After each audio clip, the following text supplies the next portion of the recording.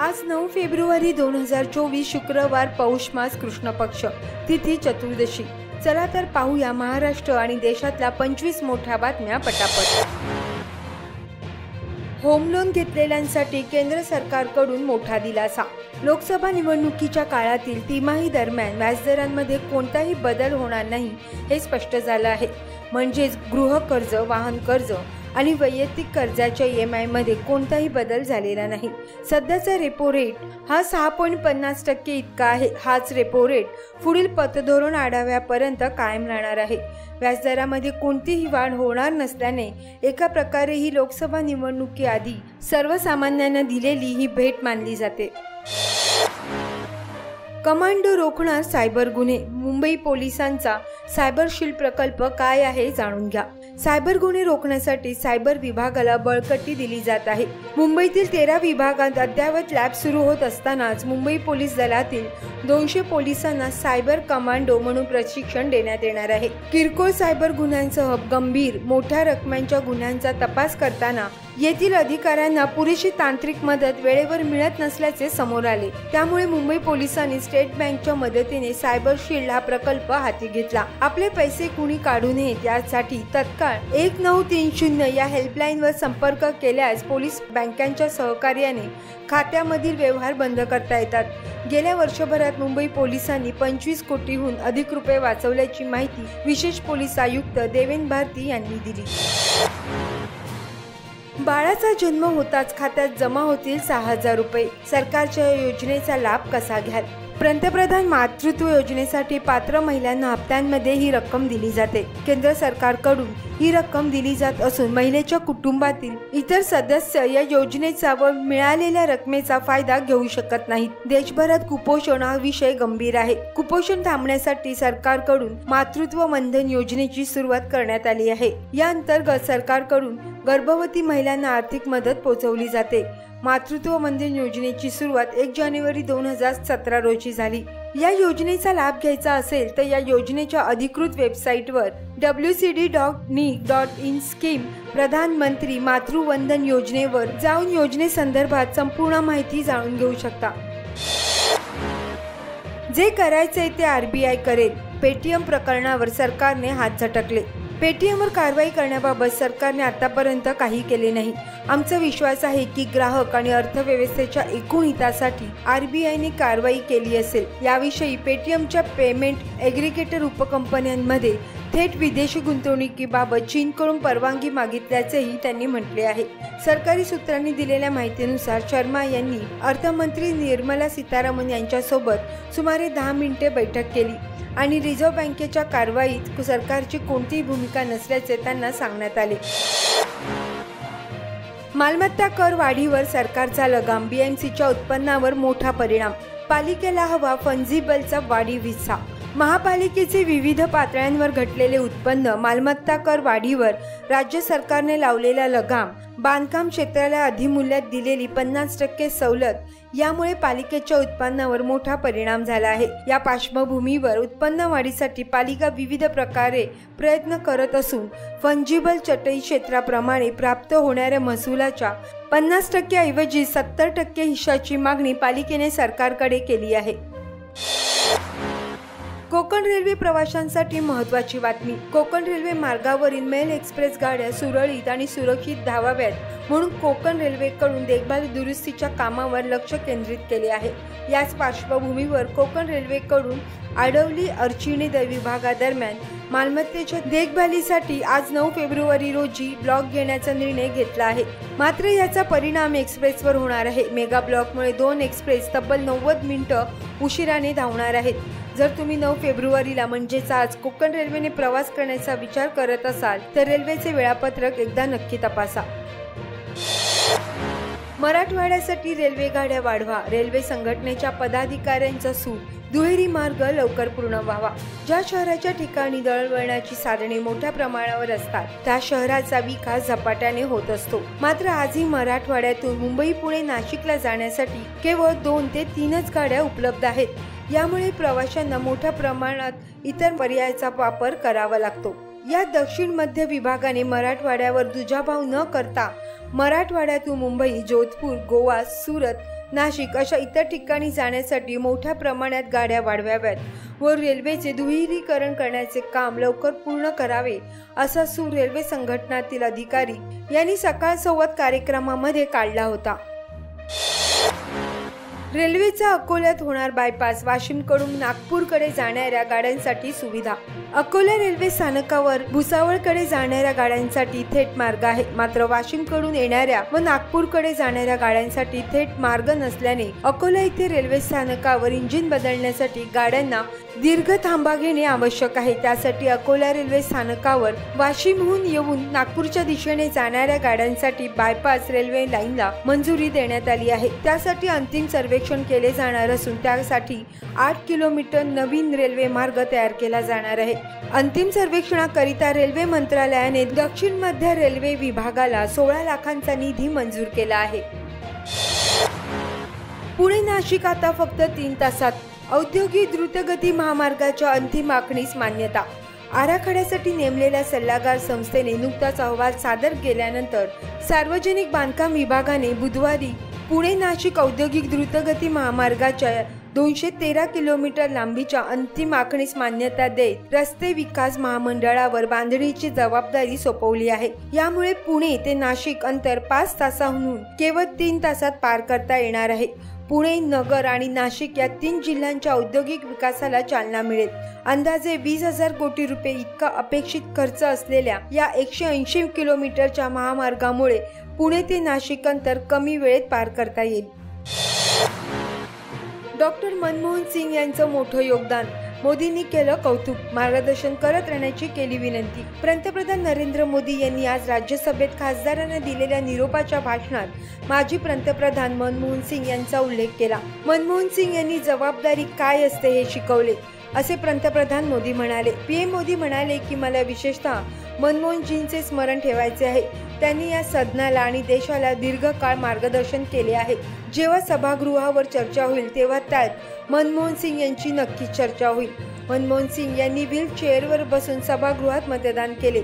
त्यांनी आपले कर्तव्य बजावले। मनमोहनजींनी लोकशाहीला बळ दिले। यांचे या सभागृहात महत्त्वाचे योगदान असल्याचेही ते म्हणाले। रेशन दुकानातून 4,000 साड्यांचे होणार वाटप। तहसील कार्य प्रशासनाकडून तयारी सुरू। अंत्योदय शिधापत्रिका धारकांना राज्य व शासनाच्या वतीने दरवर्षी एक मोफत साडी रेशन दुकानातून वितरित करण्यात येणार आहे। या योजनेकरिता राज्य यंत्रमाग महामंडळाची नोडल संस्था म्हणून नेमणूक करण्यात आली आहे। पैठण तालुक्यातील 4,114 अंत्योदय शिधापत्रिकांवर ही साडी स्वस्त धान्य दुकानातून दिली जाणार आहे। आरक्षण नीती वेळेनुसार आणि आवश्यकतेनुसार बदलायला हवी, सुप्रीम कोर्टाची महत्त्वाची टिप्पणी। आरक्षणाच्या याचिकांवर सुनावणी करताना सुप्रीम कोर्टाने महत्त्वाचे भाष्य केले आहे। आरक्षणाची नीती स्थिर ठेवली जाऊ शकत नाही, त्यामध्ये वेळेनुसार आणि आवश्यकतेनुसार बदल करायला हवा असं कोर्टाने म्हटलंय। सरन्यायाधीश DY चंद्रचूड यांच्या अध्यक्षतेखाली 7 न्यायाधीशांच्या खंडपीठासमोर 23 याचिकांवर मंगळवारपासून सुनावणी सुरू आहे। सुप्रीम कोर्टाने बुधवारी म्हटलं की अनुसूचित जाती SC आणि अनुसूचित जमाती ST सामाजिक, आर्थिक, शैक्षणिक दृष्ट्या सारख्या असू शकत नाही, त्यामुळे कोर्ट याचे परीक्षण करत आहे।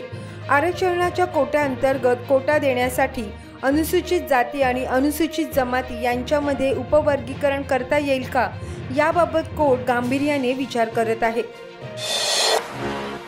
धोक्याची घंटा, स्मार्टफोनच्या व्यसनात भारतीय अव्वल। जगातील इतर लोकांपेक्षा जास्त होतोय दैनंदिन वापर। जगभरातील लोक हे दिवसाला सरासरी 3 तास 15 मिनिटं स्मार्टफोन वापरतात, तर भारतातील लोक हे दिवसाला सरासरी 4 तास 5 मिनिटे स्मार्टफोन वापरतात असं संशोधनात स्पष्ट झाले।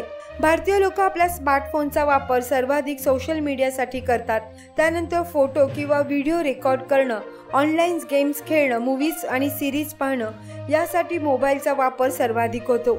एकंदरीत भारतीय लोक स्मार्टफोनचा वापर हा फक्त मनोरंजनासाठी करतात। इतर कामाच्या गोष्टीसाठी मोबाईलचा सर्वात कमी वापर केला जात असल्याचं या रिसर्चमध्ये स्पष्ट झालंय।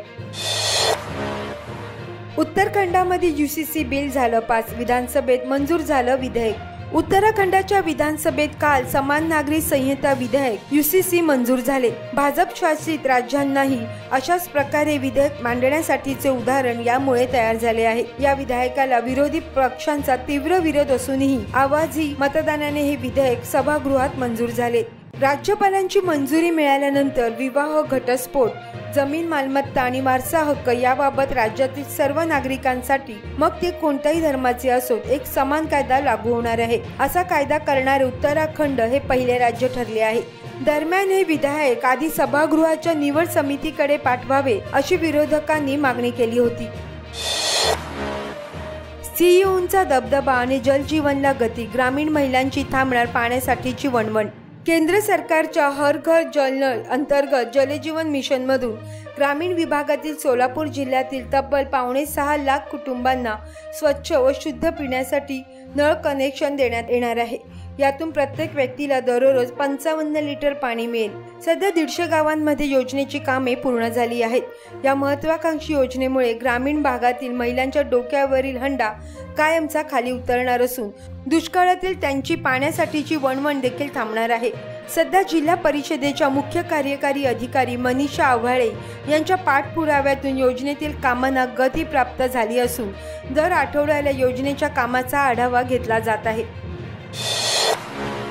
RTI प्रवेशाचा मुहूर्त ठरला। यापुढे सरकारच्या मदतीने इंग्रजी शाळांमध्ये मुलांना प्रवेश नाहीच। ZP महापालिकेसह अनुदानित शाळांचाच पर्याय। आर्थिकदृष्ट्या दुर्बल घटकातील विद्यार्थ्यांना RTIतून खासगी इंग्रजी शाळांमध्ये मोफत प्रवेश दिला जात होता। प्रति विद्यार्थी दरवर्षी 17,670 रुपयांचे शुल्क सरकारकडून त्या शाळांना वितरित केले जात होते। पण 1ली ते 8वी पर्यंत हे शुल्क सरकारकडून दिले जायचे।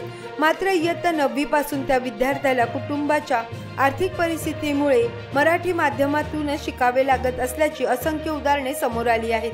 त्यामुळे आता विद्यार्थ्यांना मराठी माध्यमाच्या शासकीय शाळांमध्येच RTIतून प्रवेश मिळतील। घरापासून 1 किलोमीटर अंतरावर शाळेची निवड करण्याचा अधिकार RTI प्रवेशासाठी पात्र विद्यार्थ्यांच्या पालकांना असणार आहे। 8व्या वेतन आयोगावर आली महत्त्वाची अपडेट, जाणून घ्या कधी लागू होणार। आतापर्यंत 7 वेतन आयोग स्थापन करण्यात आले असून 8व्या वेतन आयोगाच्या स्थापनेच्या प्रतीक्षेत असलेल्या केंद्रीय कर्मचाऱ्यांना सरकारने मोठा झटका दिला आहे। 8व्या वेतन आयोगाच्या स्थापनेदरम्यान राज्यसभेत प्रश्नोत्तराच्या तासात विचारलेल्या प्रश्नांना उत्तर देताना अर्थ राज्यमंत्री पंकज चौधरी म्हणाले की असा कोणताही प्रस्ताव सध्या सरकारसमोर विचाराधीन नाही। कर्ज घेणाऱ्यांना RBIचा मोठा दिलासा, नवीन कर्जावर वेगळी प्रोसेसिंग फी भरावी लागणार नाही। या नव्या नियमानुसार गृह कर्ज किंवा कार लोन घेणाऱ्या नवीन ग्राहकांना कर्ज प्रक्रिया शुल्क भरावे लागणार नाही। ग्राहक कर्ज घेण्यासाठी जातात तेव्हा त्यांना सुरुवातीला कागदपत्रे, प्रक्रिया आणि इतर शुल्क भरावे लागतात। त्यामुळे त्यांच्या कर्जावर होणारा खर्च अधिक वाढतो। RBIने आता बँकेच्या या व्याजदरात कर्जावरील इतर शुल्क समाविष्ट करण्यास सांगितले आहे, जेणेकरून ग्राहकांना कळू शकेल की त्यांना त्यांच्या कर्जावर किती व्याज द्यावे लागेल। 10वी, 12वी आणि पदवीधर उमेदवारांना सरकारी नोकरीची संधी, 125 रिक्त जागा, जाणून घ्या तपशील।